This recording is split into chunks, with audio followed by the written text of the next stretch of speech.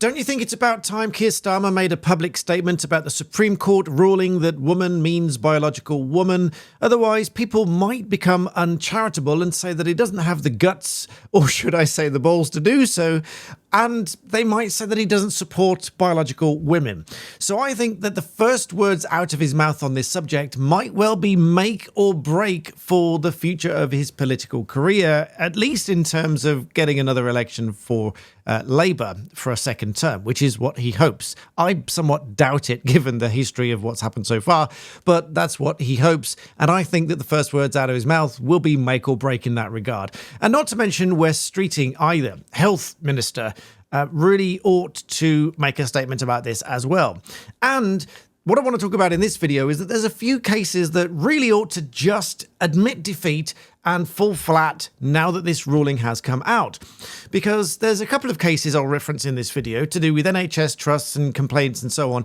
And doubtless there'll be dozens, if not hundreds, if not thousands across the country where there's some hint of something similar going on.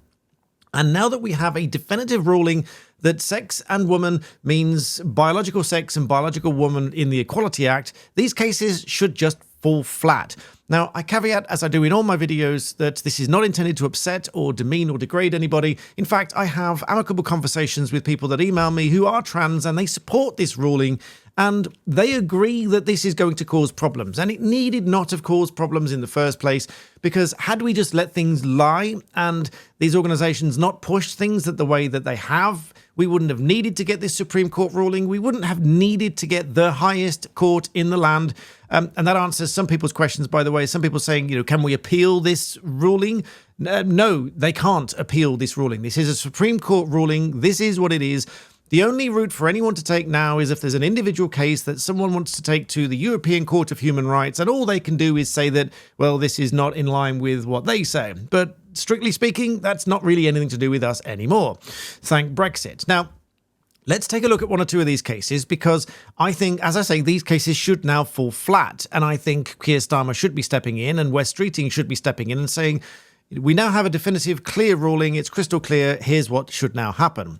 And in my view, here's what should now happen. We should now have these cases, such as this one here, just fall away. Because this one here, if I get rid of this thing above here, this is from Sex Matters, reporting on this, Bethany Hutchinson and others against County Durham and Darlington NHS Trust.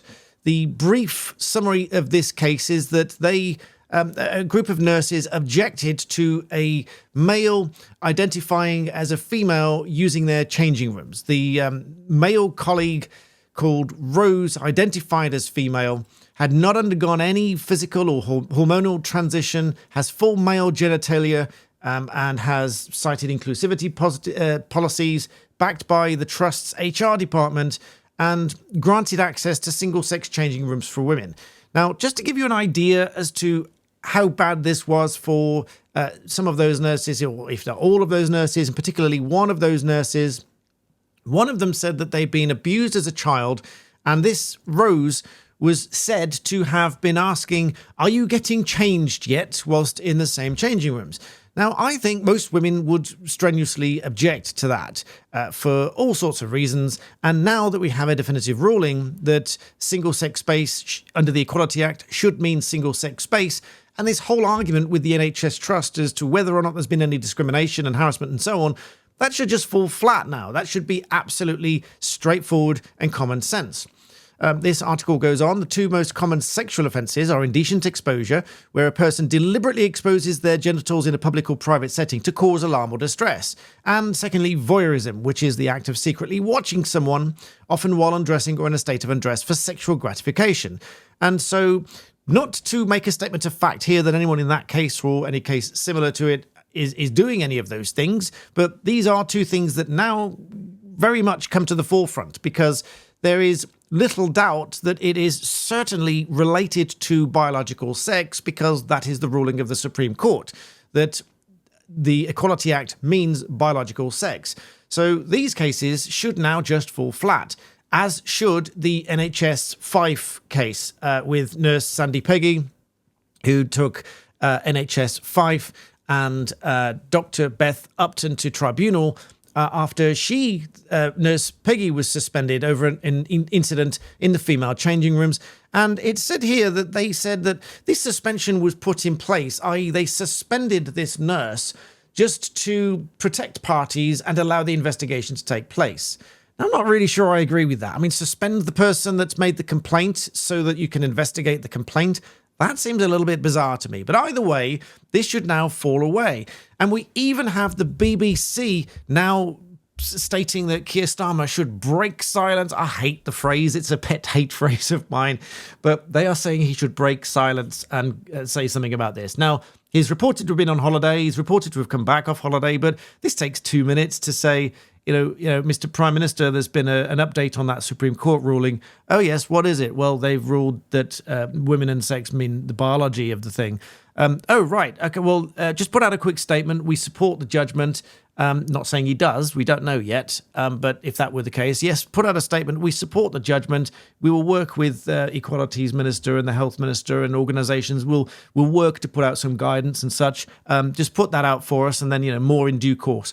That would have taken all of 30 seconds. That you can time how long I've just said it. That would be a conversation that might have taken place.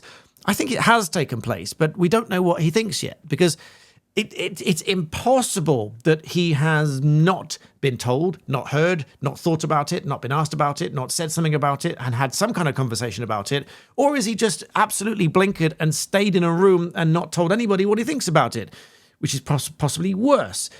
There has to be something. He has to have said something. He has to have had some conversation. The only thing that hasn't happened is that this has happened publicly. So who knows? I mean, we don't know what he thinks. We don't know what he's going to say, and not least to mention the so-called plotting of some MPs. And I saw online some young Labour voices or something saying that they're disappointed with the judgment as well. I like things to make sense, and usually things do make sense. And I really struggle to understand so many people disagreeing with this judgment and finding the judgment wrong when the judgment supports biology and the dignity of all women. And I stand corrected, and I will correct myself, and thanks to people in the comments pointing this out. And I agree with the reasoning, and I'll explain why I was wrong, everybody. So when I said in one of my previous videos, I said this affects half the population. What I meant was it directly affects all women, which is roughly half of the population. I stand corrected, and I correct myself on advice of counsel in the comments section. This doesn't just affect half the population. This affects everybody, because every man and boy, brother, husband, etc., who has somebody in their family who is female, it affects them as well. So if you are a man and your wife is in the bathroom and a man follows them in, that's going to affect you. You are going to think, as most men would think, hang on a minute, why is a man following my wife or girlfriend or sister or cousin or whatever or into the female toilets or changing room? That has to affect everybody. So yeah, I stand corrected. This affects absolutely everybody. And yes, it also affects those who are trans, but in the way that it affects trans, what it does is reaffirm the original rights that were there, and that is under the Gender Recognition Act to have documents changed and so on. What it doesn't do is take any rights away. What it does is affirm that they didn't have the right to be in female spaces in the first place. Now, as I say, the trans people that have spoken to me are not pushing for that. They are not pushing for those rights to be in that space. And I find all the protest on that quite bizarre. But all of that, I suspect, is why we've not heard anything from Keir Starmer. I would expect that we had heard something from him by now. I'm quite surprised that we haven't. I know we've had Easter, and we've got to where we are, but I really think we should hear from him. Let me know what you think in the comments below. Let me know. Let's have a guessing game as to what you think Keir Starmer was going to say. Is he going to support it, or is he going to come out and say, well, obviously we're going to change the law so that this overrides the Supreme Court ruling? That's my worry. But I don't think that will happen. I think that would be political career suicide because, as I say, as we've now agreed, that affects the entire population, and that would be make or break. Let me know what you think in the comments section below. I think it's high time. I agree with the BBC on this for once. I think it is high time he breaks silence and we hear something. Let me know what you think. Please do subscribe, and I'll see you next time.